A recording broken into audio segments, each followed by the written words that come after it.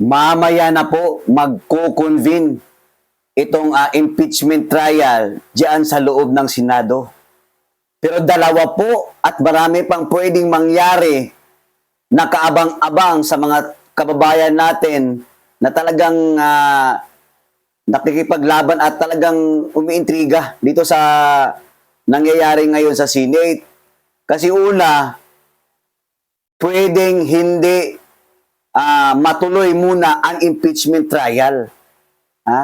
Dahil ayon sa balita, mga kababayan, meron na namang kudita na mangyayari na balak gawin ng minorya mamaya po diyan sa Senado.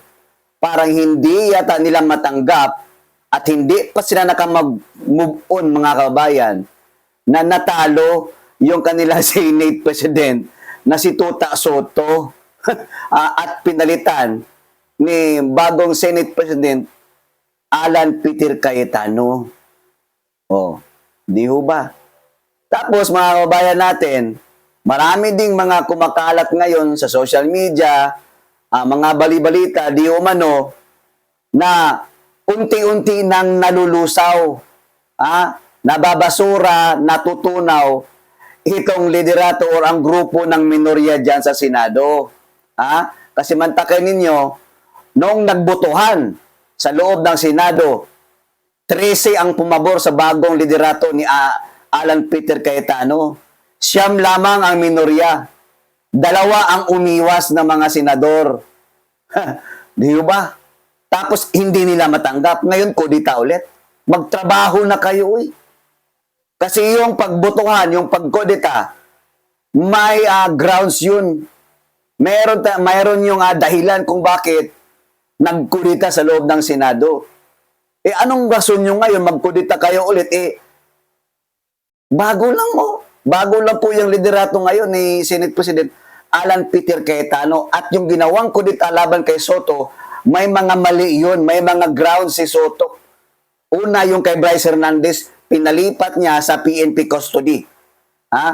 Pangalawa, yung pinahintulutan niya makapasok ang NBI sa loob ng Senado nang walang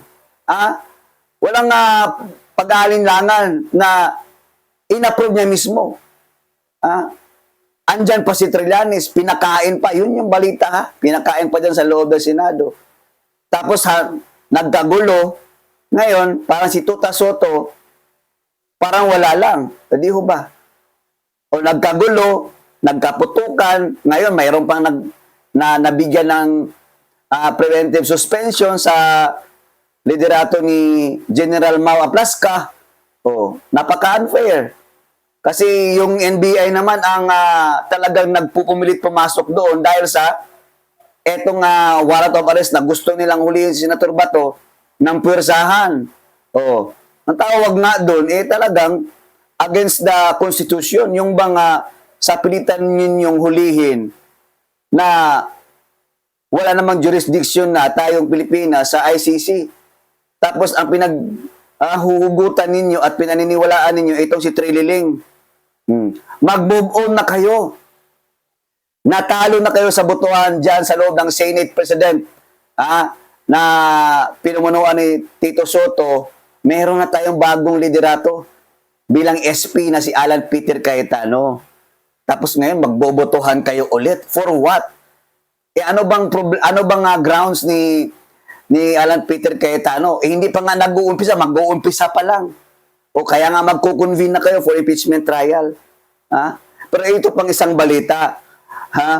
Mukhang merong lilipat. Una, 2 lang yung nakikita kung pwedeng lumipat. Kasi nga, doon sa pagboto nila na patatalsikin nila. Pero ang nakikita natin dito, mga kababayan, na pwedeng lumipat sa panig ni Senate President Alan Peter Cayetano ay itong 2 nag-abstain. Ibig sabihin, umiiwas dito sa botohan sa pagiging Senate President. Ito yung si JB Ejercito at saka si Mig Subiri. Oo. Tapos ang gusto naman nitong mga minorya na balak nilang magkudita at iboto, ikampanya bilang bagong Senate President ay itong posibleng si JBL Sito, ayan, nandyan pa si Kiko Pangilinan, at saka si Mig Subiri. Ang tanong nga, mananalo ba kayo sa botohan? Anong gusto ninyo? Bumalik ulit si Senator Bato? Malakas yata yung ano nila, yung will nila na magkudita ulit kasi kulang na, no? Mahihirapan na di umano si Senator Bato na bumalik pa sa Senate. Paano ngayon yan? 13 na yan at mayroon pang lilipat. Oo. So, ibig sabihin, itong mga alipores nitong minorya, talagang wala na, lusaw na, no? Natutunaw na. So, ibig sabihin, dyan pa lang sa numero, kahit magkaroon pa ng impeachment trial, pero alam naman natin na ang magpapanalo kay BP Sara Duterte at yung kung sino yung boboto at maghusga sa kanya, kung papabor ba o hindi, na ma-impeach, ito namang talagang senador natin. Kaya abangan na lang natin mamaya kung ano yung kalalabasan na mangyayari, no? Kung magkaroon ba tayo o sila ng kudeta, magkukunvin na ba para dito sa kanilang gagawing impeachment trial ni Vice President Sara Duterte? Magkakagulo ba ulit? Marami bang tao sa labas ng Senado? So yan mamaya kaabang-abang po yan mamaya. At kung bakit sila magpapalit ng bago na namang Senate President. Ano ba talaga ang kinakatakot nila kay Senate President Alan Peter Cayetano? Ito po, panoorin din natin itong pahayag, no, ni Alan Peter Cayetano kung bakit at ano yung mga nasa isip niya at ano yung posibleng gawin ng isang bagong Senate President Alan Peter Cayetano, lalong-lalo na sa nangyayari ngayon dyan sa loob ng Senado. Ito po, panoorin po natin. Praise God for this opportunity to tell you the truth, to report, to react, and to make an appeal. First, sa mahal nating Panginoon, and second, sa ating mga kababayan. First po, ang aking pong appeal sa lahat is we start focusing on the truth and the whole truth. Half truth, hindi pa rin po truth yun. So let me narrate the facts to you and let me tell you the truth. Magandang hapon po sa inyong lahat. First truth, hindi po magulo ang Senado. Ulitin ko po, hindi po magulo ang Senado, ginugulo po ang Senado. Iba po yung magulo, iba po yung ginugulo. So it has been confirmed, mismo pong yung Sergeant at Arms na inappoint ni Senator Soto, former Senate President, at mismong ang NBI Director ang nag-confirm na nung Lunes ay pinayagan yung NBI sa loob ng Senado para po arestuhin si Senator Bato. Makikita nyo ang intention din po ay wag po siyang pabotohin. Yung po ang intensyon. Kung ang intensyon lang po ay arestuhin siya, pwedeng mahinahon na umakyat sa session hall, magpaalam at saka iserve ang warrant. So fact number 1, katotohanan number 1, nakakalat yung mga NBI sa Senado nung Monday para pigilan si Senator Bato na bumoto. Fact number 2, masasabi ko na pong fakto ngayon kasi po nagawa na namin. Fact number 2, hindi totoo po ang propaganda ng dating majority, ngayon na minority. Yung propaganda po ng mga Dean of the Law Students, Law Schools, and I'm asking these deans to issue an apology. Naniwala po sila sa propaganda. Let me correct myself, Naniwala sila sa propaganda. Yung propaganda is that the new majority is here to stop the impeachment. We received the impeachment sa gitna ng kaguluhan Wednesday night. I signed the letter yesterday, sent it to the House of Representatives, na-receive na po nila. At nakalagay sa sulat na ayon po sa rules ng Senado, kasama sa order of business sa Monday, and kung walang magque-question ng rules, at sa aming caucus nag-agree walang magque-question ng rules, ng impeachment rules, sa hanay po ng majority, o sa aming pong 13, therefore we can already convene as an impeachment court on Monday. So lahat po ng kinakalat nila na ito po'y lahat na nagaganap para protektahan lang po ang isang tao ay hindi katotohanan. Hindi po kami magko-convict dahil lang po sa politika, hindi rin po kami mag-aakwit dahil sa politika. Impartial impeachment trial ang nasa konstitusyon, yun po ang balak naming gawin. So truth number 1, NBI ang lumusob at pumasok sa Senado at nakipaghabulan sa isang senador kahit pwedeng hintayin na lang sa session hall or sa office of the President. Fact number 2, ginugulo nila kasi nasira yung kanilang narrative. So fact number 2, pwede nang mag-umpisa sa Monday ang impeachment trial. Ako nga'y medyo nababahala kasi baka gamitin yung issue na to para maraming magsalita sa Monday tapos sa amin ibabalandra kung bakit may delay sa impeachment. Fact number 3, kinausap, inimbita ko sa opisina ko, sabi ko pwede pa siya magsama pero pinili niyang mag-isang pumunta sa office. We had a number of senators there and sinabi po ni NBI Director, he will follow the Senate and he will not arrest sa loob ng Senado. We told him to submit the warrant para makita namin.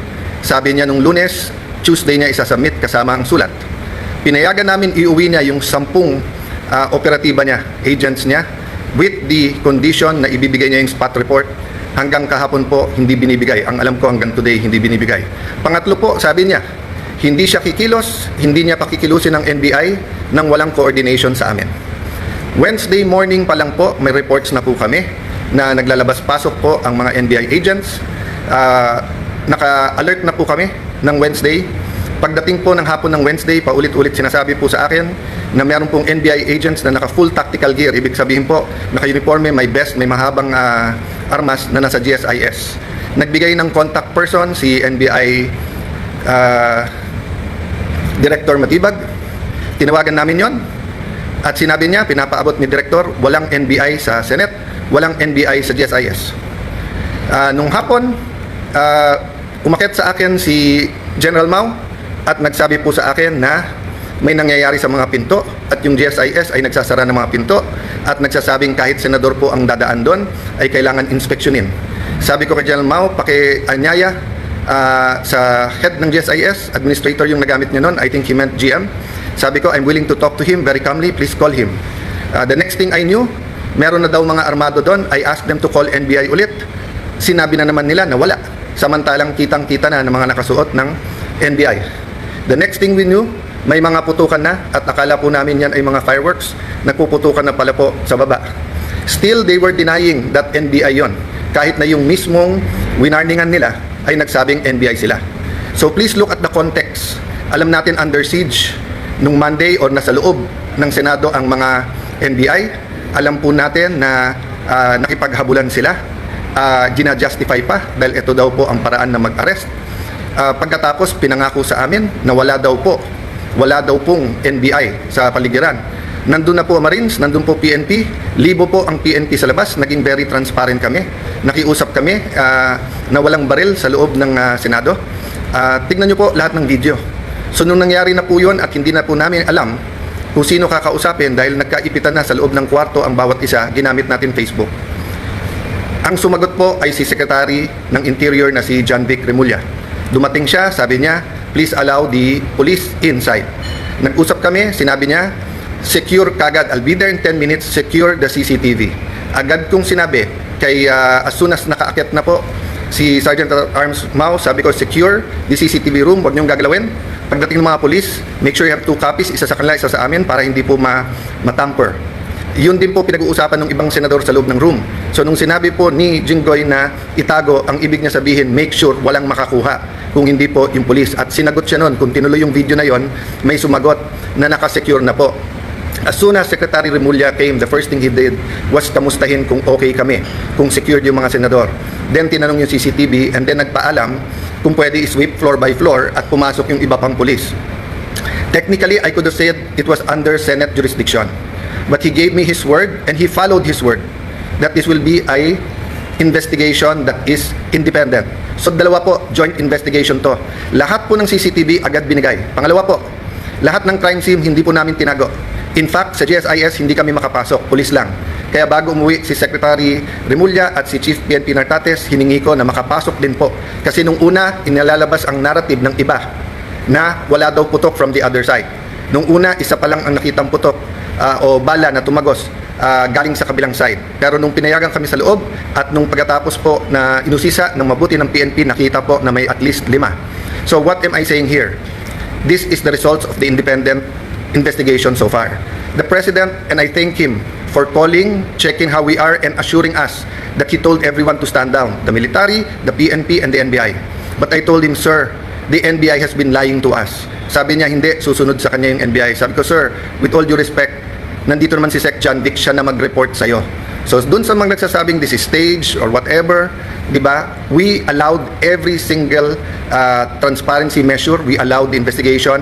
In fact, pag-akyat namin ng 5th floor, kahit wala sa usapan, sabi po ni Secretary Remulla, ibaba ang mga armas ng USAA. I saw his wisdom para nga hindi magka-inkwentuhan, para hindi magkaroon ng miscommunication or hindi questionin ang intention ng bawat isa. Pinababa ko sa mga USAA yung mga armas. Sa 5th floor yon. We went to the 1st floor, nakita nyo naman yung press con. After the press con po, may nahuli na sinasabi niyang confidential assistant, confidential agent po siya. Confirm po yan at kinasuhan na po yan. At sinabi din po niya kung sino nag-utos sa kanya na taga-NBI. It is about this time na nagsimula pa lang mag-iba ng narrative ang NBI. Biglang umamin na nandun at biglang may sulat daw na ang GSIS ay nag-request ng security. Kailanman po, wala sa history ng GSIS na NBI ang kanilang tatawagin. Parati po yung pulis. Ang NBI po ay hindi taga-secure.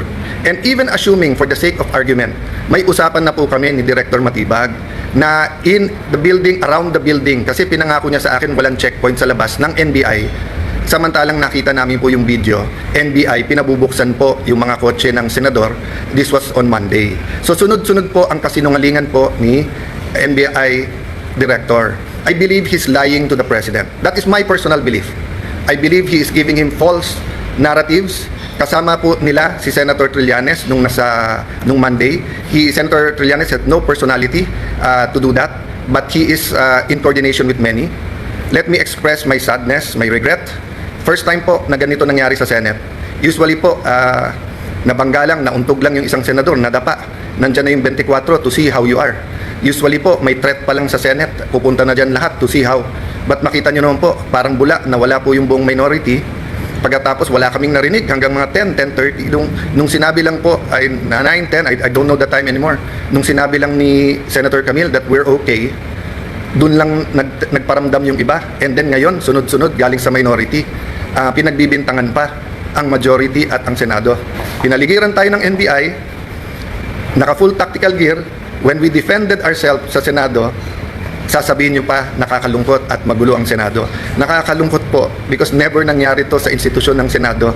Even po yung mga kapatid natin sa kaliwa, sa progressive group, nandyan po ako nung Batasan 5, hindi natin pinayagan na arestuhin kayo dyan sa loob. Kasama ko pa ho si Senator Lacson noon na binisita kayo. Binigay namin ang moral support.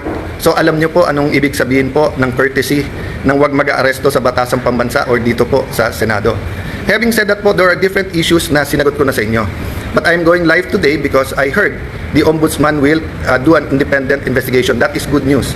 But I also heard that he issued a suspension against General Mao. Assuming for the sake of argument that it is a valid suspension and the reason is preventive suspension para hindi magulo yung investigation, number one, there is a duty to inform us so that we can replace, so that we can make sure na safe ang Senado. Remember, the impeachment is going to start on Monday. So how can we secure and make sure matuloy at hindi na naman kami guluhin tapos kami na naman ang pagbibintangan?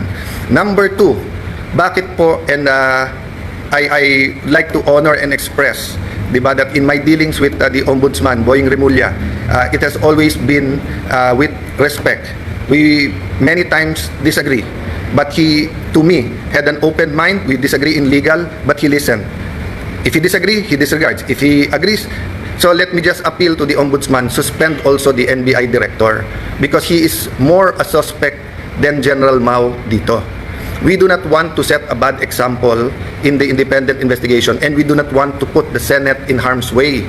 If we tell the OSAA the Marines, the PNP who are all there, that pagka may armed men all around the Senate, we cannot defend ourselves.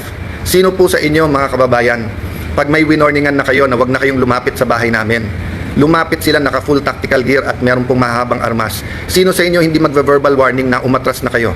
At pag hindi po kayo umatras, sino sa inyo ang hindi magwa-warning shot? At ine-expect nyo kaya nga warning shot ay aalis at uuwi na sila.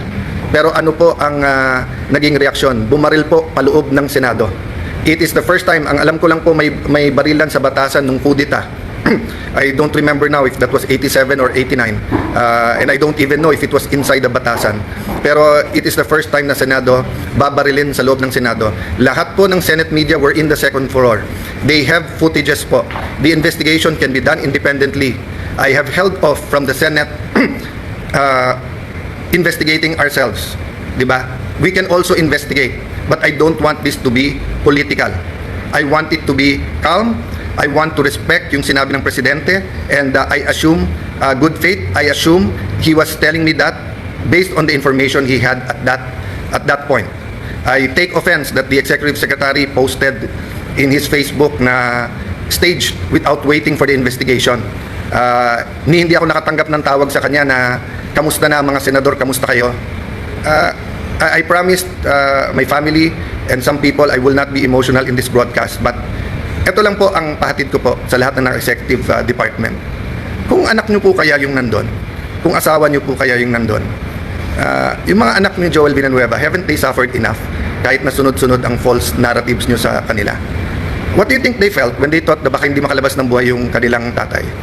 Si Camille, bata pa, kakapanganak lang, di ba? A few months ago. Nandun po, naipit sa loob, hindi malaman kung anong gagawin. My sister, she's healthy, she's beautiful, but she's not a teenager. If she had a heart attack, anong gagawin nyo? Yung staff ko na legal, hindi political yung mga yon. Hindi marunong sa politika, they just joined me this term. Traumatize silang lahat. Sabihin nyo may mali na mag-warning shot, sige na po, may mali. So ang sagot po ng NBI, kung may mali ang Senado, barilin ang mga Senado. Kayo po sa minority, mas importante sa inyo ang 2028, mas importante sa inyo ang Senate presidency, kaso sa buhay ng mga kasamahan nyo. O sige, tanggapin ko na yun. Tanggapin ko na kung meron utak pulbura, meron din utak politiko, but you're willing to see the Senate that way, and you're willing to join the narrative, to flip the narrative, to say that since I got there, magulo ang Senate. Why? Kailan naging crime ang magpalit ng Senate President? Sino ba nagpapasok ng NBI kaya nagkagulo nung Monday? Hindi ba si Senator Soto? O, sino ba nagpadala ng NBI nung Wednesday kaya nagkagulo? Hindi ba si Director Matibag? Sino nag-utos sa kanya? I believe the President told him to stand down. But anyone below the President could have said, no, ako sundin mo, tumuloy kayo doon. He could have called me and told me na huwag kayo maalarma, nandyan.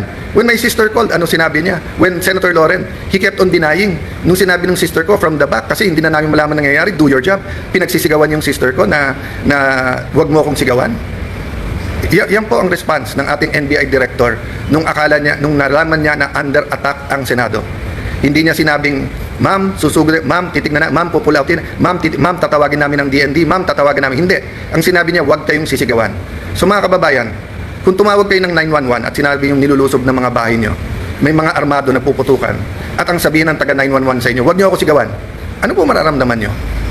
So I have held back emotions. I have tried to answer as much as I can. I have a narration of facts. I have the videos. I could have made accusations yesterday sa harap ng media. They know what really happened. But I didn't. Why? Because our country is in several crises right now. The crisis brought by the oil shock. So I want the 5 or 7 bills that can help us. Tinawagan pa ho ako ng DepDev, yung dating NEDA na secretary, kasi biglang kinancel ang LEDAC sa Tuesday at sabi ko, willing ba akong ituloy? Ito, willing po, dahil napaka-importante to. At sabi niya may i-discuss na new taxes na importante. Sabi ko, willing to listen. O yung pala, sinasabi ng mga kasama namin, kinakausap at tinatawagan at yung iba'y tinatakot dahil kailangan daw magpalit ng Senate President sa Monday. Politika na po yun, isang tabi natin yun. Let's go back to the main issue. The integrity of the Senate. The President used to be a senator. He understands this. That's why he went on national TV. I believe that's why he called. Because he wants to make sure we know in the Senate that he will not allow that. Pasensya na po sa mga kaibigan, mga kakampi sa DBS. I take that po yung sinabi ng Presidente, I assume good faith. I assume that when I am told as Senate President and when the President speaks, he is speaking truth. Ang problema is he being told the truth. Is Matibag and others under him telling him the truth, or do they have their own agenda for 2028 and they have their own agenda for the Senate presidency? Lastly, I may leave anytime. They can remove me. I can even be gone as senator. I mean, I've reached the pinnacle, I think, of my career. No, from councilor to vice mayor, congressman, speaker of the House, secretary of foreign affairs, and now Senate president. Ano pang hihingin ko sa mundong ito? Ano pang ipagdadasal ko sa Panginoon? Siguro po, dito sa local, kasi mahal ko po ang aming bayan ng Taguig at Pateros, di ba? But so far as national, wala na po akong hanapin. Tahimik po buhay ko. Tahimik po buhay ng ate ko. We're minding our own business. But when 12 senators came to me and said, we have to make sure that everything is done by the Constitution. Simple ang sinabi ko, will we have a fair and independent impeachment process? They said yes. Are we all willing to sacrifice? Yes. Are we going to be confrontational every move? Hindi. Pero bakit po ganito ang inaabot namin? So again po, hindi po kami magulo. Ginugulo po kami. So again, Honorable Ombudsman, please consider, remember po, in an investigation, it's not only the result, it's the process. So there will be no independent investigation while the NBI officials hindi lang po yung director, yung pong head ng transnational crimes, kasi yung po ang tinuturo ng kanilang confidential agent. Hanggang hindi po sila sinususpend, tapos ang sinususpend po nang sa Senate. So mga kababayan, asahan niyo po sa Lunes, ang focus, ang atensyon, bagaman napaka-emotional tong mga nangyayari at bagaman existence na ng integrity na ng Senate to, alang-alang po sa ating mahal na bayan, alang-alang sa Constitution, we will focus na makonvene yung court. Kung may gugulo po niyan, hindi po kami. By the way po, pag convene namin as a court, pag-issue po ng summons, hindi pa ho magsa-start ang trial kasi sasagot pa ho ang Honorable Vice President. So wala pong dahilan na magmadali silang magpalit sa Monday, even if they will recycle another narrative to say that this is for the impeachment. I ask our young people now, yes, there are, dati kasi pagka nag-issue ng statement lahat ng deans, ako mismo bilang idealistic na law student, kahit tatay ko mismo na idol ko nagsabi bilang batas, naswisway din po ako. Pero tignan nyo po yung katotohanan versus po sa propaganda. Sabi ng mga deans, ang palitan daw ay para makontrol po ang impeachment at para po ma-dismiss. I'm paraphrasing, di ba? Or whatever you call it, whatever word you use it. Hindi po. In fact, mas mabilis pa ho kaming kumilos. Kasi pwede pong Thursday na namin check-in lahat ng annexes, etc. Kasi nagkagulo sa Senate ng Wednesday night. But hindi po. I think the very professional Senate Secretariat, despite yung buong gulo, tuloy-tuloy po. Tuloy-tuloy po yun. So again po, you want an independent investigation, go ahead po. Pero delikado po kung ano magiging katotohanan because ang katotohanan po, ang Senado ang ginugulo. We will keep you updated. Again, we have all the facts. Sa mga matitinik na reporters na may mga tanong na pointed, I'm talking about outside the Senate kasi inside the Senate nakapagtanong naman sila. We're ready to answer all of the questions. We just wanted everyone, to not have a national trauma about a news that inaatake ang Senado ng NBI. But now that it's out, that it is the NBI, prove to us that that was a rogue decision. Prove to us po na misfire po yun at hindi po yun ang talagang tangka, di ba? Again, I will give everyone the benefit of the doubt. Pero dun po sa mga nagsasabing drama, etc., ito lang po sasabihin ko sa inyo. I hope your family is never put in that position. Because I was there and I wanted to go out and I wanted to face them, di ba? And I saw the reaction of everyone and I watching the video, sobrang tapang po. Hats off. I really respect po yung Senate media. Hindi kayo nagtago, hindi kayo umuwi. You run towards danger so that people will know the truth. Kaya yung pakiusap ko, lahat ng naglalabas ng video, nakitang-kita yung katotohanan, kaya nasisira mga gawa-gawang narrative. Continue to do that. So may we ask God for one thing, the truth to come out. The truth to come out. Based on the truth, let's move forward. Let's build our nation. Let's not destroy our nation. Let's build our nation. God bless you all.